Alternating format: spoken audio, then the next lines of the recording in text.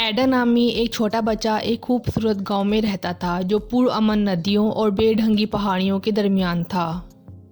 Aiden हैरत के अटल एहसास और एक नाकाबिल तस्खीर तजस्सुस रखने की शोहरत रखता था।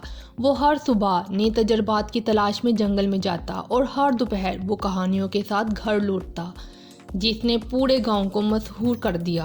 एक रोशन सुबह जंगल की तलाश के दौरान एडन ने एक नरम सुरीली चहचहाती आवाज़ सुनी। उसने आवाज़ का ताक़ुब किया और एक छोटे से नीले परों वाले परिंदे को देखा जिसे चोट लगी थी।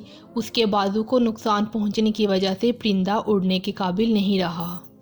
हमदर्दी से भरे दिल के साथ एडन ने परिंदे को एहतियात से उठाया और उसे अपने हाथों में पकड़ लिया। उसने परिंदे से सरगोशी में कहा, फिक्र ना करो, मैं तुम्हारा ख्याल रखूंगा। अस्काई ने शुक्रिया के दिली गीत गाकर एडन और उसके ख़ानदान को खुश किया। वो लाज़िम मलज़ूम दोस्त बन गए और एडन को एक साथी मिलने पर खुशी हुई जो उसकी मुहिम जोई में शरीक हो सके। वो अस्काई को जंगल में अपनी मुहिम जोई की कहानियों और गैर दरियाफ्त शुदा खूबसूरतियों के बारे में बताता। एडन जंगल में उससे कहीं ज़्यादा आगे निकल गया था जितना वो पहले कभी नहीं गया था। तो उसने एक बहुत बड़ा पुराना दरख्त देखा जिसकी शाखें उंगलियों की तरह आसमान तक पहुंचती थीं। ये एक ख्वाहिश थी कि एडन मुज़ाहमत नहीं कर सकता था और जैसे ही वो ऊपर चढ़ रहा था उसका दिल तवक्का के साथ उछल पड़ा। वो अपने सामने फैली हुई दुनिया की शान और शौकत से हैरान रह गया जब उसने चोटी से शानदार मंजर देखा। ताहम अपनी खुशी में एडन अस्काई के बारे में भूल गया जो अभी तक उसके कंधे पर बैठा हुआ था।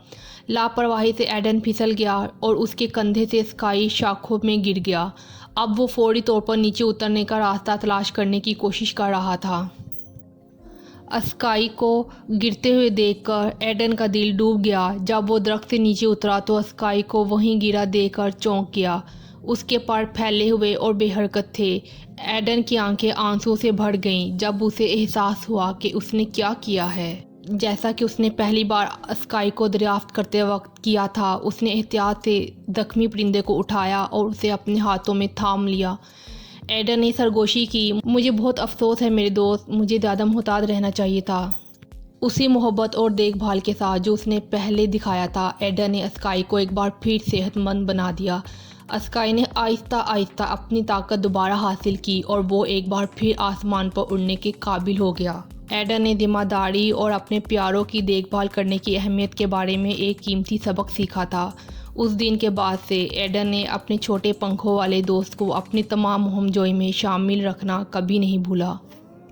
प्यारे बच्चों, ये कहानी हमें सिखाती है कि एक और जानदार चीज़ का ख्याल रखना फ़र्ज़ था, लेकिन इससे बेपनाह खुशी और फ़ाक़त भी हासिल हुई। एडन और स्काई ने मिलकर दुनिया की तलाश जारी रखी, देर पा यादें बनाईं और गांव के बच्चों को मोहब्बत, देखभाल और दोस्ती के हकीकी मायने की अहमियत सिखाई। Don't forget to subscribe and like for more videos.